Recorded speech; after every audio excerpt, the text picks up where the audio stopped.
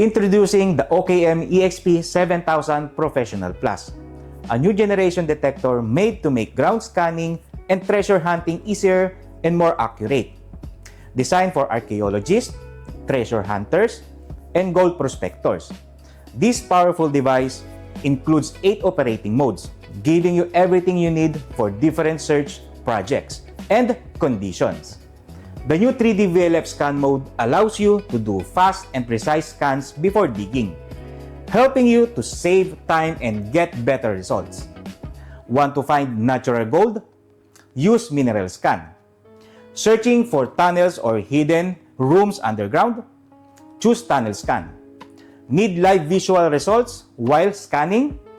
Try live scan to instantly see what's below the surface. With trusted OKM features like the 3D ground scan, magnetometer, pinpointer, and VLF metal detection, the EXP 7000 easily adapts to any terrain or targets. From ancient artifacts to hidden treasures, the OKM EXP 7000 Professional Plus helps you uncover what's buried deep beneath the earth. This is all the parts and accessories for the OKM EXP 7000 Professional Plus. Of course, we have our main unit with color display and touch screen. And we have also the VLF coil, even the shaft, adjustable shaft with armrest. And we have also the case, waterproof and shockproof case. And this is the super sensor. And all of this sensor is extender for wide detection. Okay, so it has 7 sensor. So you have 1, 2, 3, 4, 5, 6, and 7. So it is 4 extenders that is included. You can use this one, the super sensor alone. And we have our laptop powered by a Visualizer 3D Studio. You can analyze the target there once you scan every 3D ground scan. And we have also our chargers here. And for the extenders, to use it for more precise and easy handling, you can attach them everything, these 3 rod. We have our power bank, and then the USB with the 3D Visualizer Studio, and we have 4 pieces of cover of the super sensor. We have back strap and the headphones. It's wireless, even the strap on the neck. And this one is also the connector between the rods and the super sensor. So included with golden detector warranty card and all the warranty card from OKM and everything for the quick start guide, even for the 3D Visualizer Studio. So these all the parts and accessories for the OKM EXP 7000 Professional Plus. First of all, we're going to discuss all the modes included in the OKM EXP 7000 Professional Plus. So first one, we have our ground scan or 3D ground scan. 3D ground scan detect underground objects and structures up to 25 meters or 82 feet deep. Using the 3D ground scan, results are displayed as a 3D image in Visualizer 3D Studio, allowing you to easily analyze details such as depth and size of the detected targets. So next one, we have our magnetometer. So magnetometer helps clear the scan area of small metal objects like nails, cans, or screws near the surface, ensuring more accurate results before performing a 3D ground scan. So next one, we have our live scan or live scan mode. So live scan modes or live scan shows real-time images of underground anomalies and structures. Now available in 3D view or top view for clearer and more detailed interpretation. So next one, we have our mineral scan. So mineral scan identifies natural gold deposits and mineralized areas underground. The new percentage display indicates the potential level of mineralization in the scanned area. So next one, we have our tunnel scan. So tunnel scan, this one used to locate underground voids, tunnels, and cavities. Now featuring enhanced visualization for easier and more accurate analysis. So we have our next one. This one is pinpointer. So pinpointer is a reliable pinpointer, ensures precise target location, now upgraded with a clear scan line display and real-time signal strength indicator for improved accuracy. So we have our next one is the 3D VLF scan. So 3D VLF scan, the all-new 3D VLF scan enables you to scan entire areas using VLF technology. All measurement data is saved for 3D visualization and detailed analysis later in Visualizer 3D Studio on the laptop. And now we have our VLF metal detection. So VLF metal detection helps you find metal objects near the surface, such as rings, coins, jewelry, and small artifacts. So on this part, there is a discrimination options for the VLF metal detection and even in the 3D VLF scan. So now this is the VLF metal detection mode. So as you can see, we have different modes inside this VLF metal detection. So we have all metal, militria, and even relics, and we have gold, and we have treasure. So this one is the customized or custom mode for the VLF metal detection. So if you don't want to detect, for example, like the aluminum and even the iron, you can select that one. And even the frequency, you can adjust it and you can choose. So for example, look at this all metal mode. It will be all mark for the bar. At least it will be detected all metallic object, even coins, nails, screws, jewelry, and even artifacts. So there's no filtration or a filter. So this one is the militria. So this one for armor, badges, weapons, and etc. And we have also the frequency for this. This is also the next one is the relics. So relics for coins, jewelry, even artifacts, and some ceramics tools or figurines. So this is all the settings for the frequencies. And we have gold. So this gold mode, you can detect like the jewelry, coins, and even bars or gold bar, even the platinum bar. So we have next one, the treasures. So it can be detected, or it can detect treasure chests, even coin hoards or too much coin and vessels. So custom mode, as I mentioned to you earlier.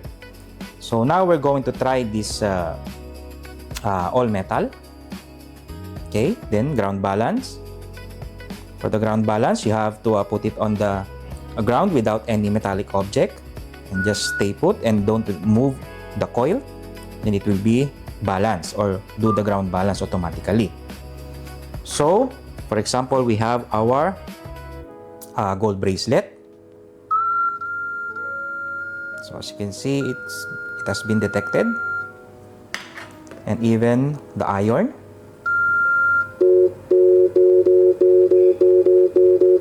So we're giving you a sound like that. It's like an error sound. And we have our aluminum. And we have our custom. So again, I mentioned to you earlier for this one. Okay, if you want to remove this, just remove it for not to detect the aluminum. Just do the ground balance. After this ground balance, you can do the detection. Of course, you have to stay put on the ground without any metallic object before ground balancing. Okay, now let's try this again. Gold bracelet. Okay, there's a detection for gold bracelet. For iron, okay, this already filterized, so it's not detecting the iron. And for the aluminum, there is no detection already for the aluminum. And now we are on the 3D VLF scan in OKM EXP 7000 Professional Plus. So of course, we're going to use the coil, the VLF coil, and on the screen, there is a zigzag mode or even the parallel mode. Okay, so we have automatic and manual. So we have also this mute and unmute for the sound of the detection. So just press this, and then here you have filtration, or you can filter it out all the metallic object or which one you want to detect, like this one also for the all metallic mode or all metal mode. And we have militria, and we have also as well as relics, we have gold and treasure. So we have also our custom mode, so you can customize everything and even the frequency. By the way, in these all modes, there's a specific frequency already set. Okay, as you can see, it's changing. And for example, we're going to eliminate the sound or the detection of the iron. So we're going to choose the custom mode. I just did it for earlier, and then just press this, do the ground balance.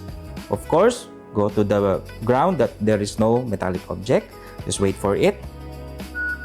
After ground balancing, you can start now. Press this one. So while moving or while walking, check this one. So it is detecting the gold bracelet. Okay. And for the iron, okay, doesn't detect the iron. So you have filtered the detection of the iron.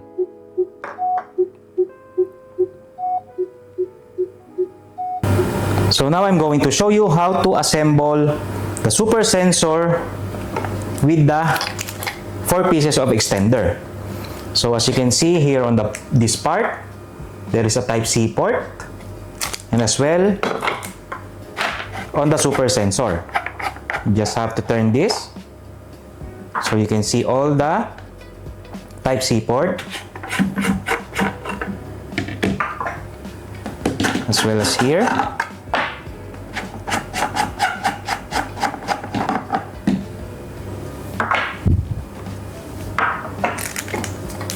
So here there's a Type-C port, and there's a slot like this. Okay, you have to insert it there and turn this. Even here, same.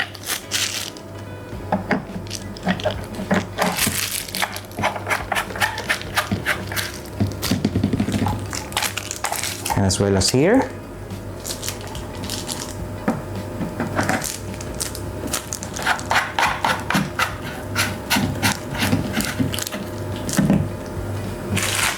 And the last one is same.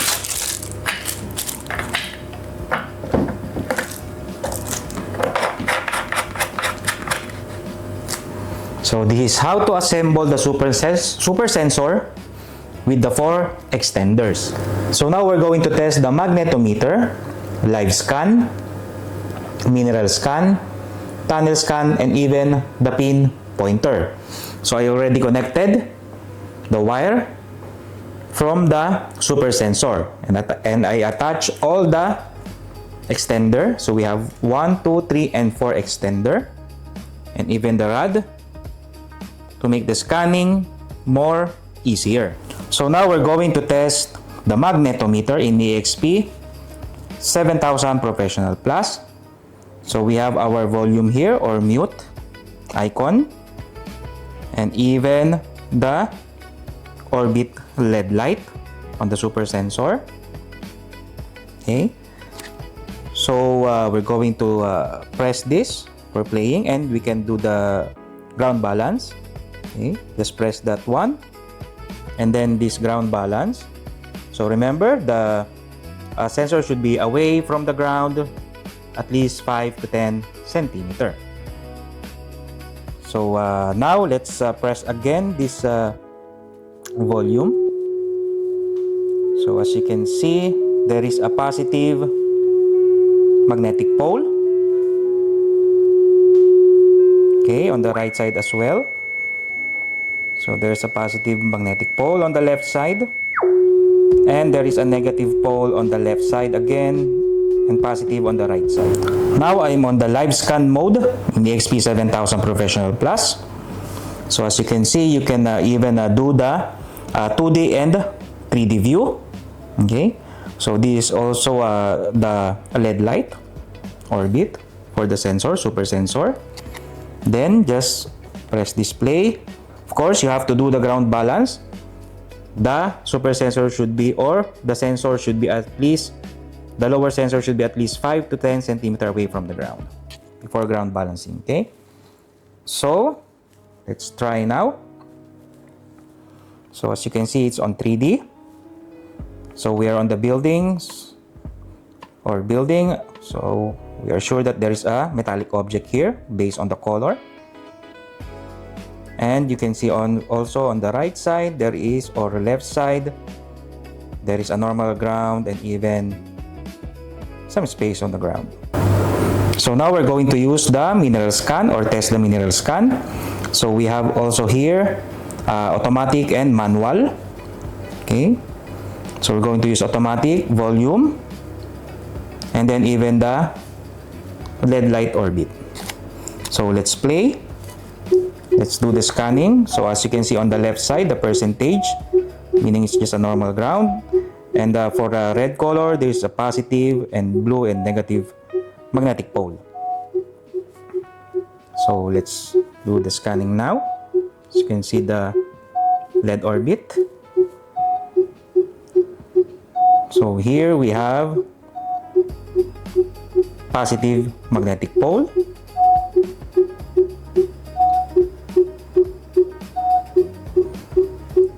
And we have a little bit of negative magnetic pole. So for detailed information for this, you can contact us. So now we're on the tunnel scan mode in the EXP 7000 Professional Plus. So we have automatic and the manual scanning. Again, volume and orbit LED light on and off. Let's just stop this. And as you can see, we have a negative magnetic pole. So you will know if there is a tunnel here, or even voids, or some hollow space under the ground. So for more details of this or information of the tunnel scan, you can contact us. So now we're going to test the pinpointer mode in the EXP 7000 Professional Plus. So let's do the scanning. And as you can see, there is a green color. So again, the sensor or even the extender should be at least 5 to 10 centimeters away from the ground. So as you can see, there is a negative and positive pole, or negative and positive magnetic pole. Okay. So again, you have our positive and there's a metallic. So for detailed information of this, you can contact us. And now we're going to test the 3D ground scan of the OKM EXP Professional Plus. So I'm using all the extender and the super sensor connected with the main unit or on the main unit. So we have here zigzag or parallel, and we have automatic and manual. So we're going to use automatic for now. And we have also this volume, mute and unmute, and the light of the orbit or LED orbit. So again, let's just do the scanning. Okay. So as you can see, the sensor should be at least 5 to 10 centimeters away from the ground.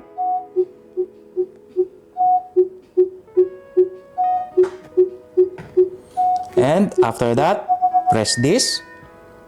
So we choose parallel. So we go back. Okay. Then, again, we're going to press this again for scanning. Okay. So we move on the left. Okay. So let's wait for it to finish. So it will be automatically going to end or stop. Then after that, you can also transfer this image, okay, to the laptop for the 3D Visualizer Studio to analyze everything, even the ground, the depth, and even by color. You can analyze it. At least you will know where to dig easily, and even if there is a target or 100% target. The OKM EXP 7000 Professional Plus. For more information, pricing, and delivery method, contact us at Golden Detector Company, Abu Dhabi.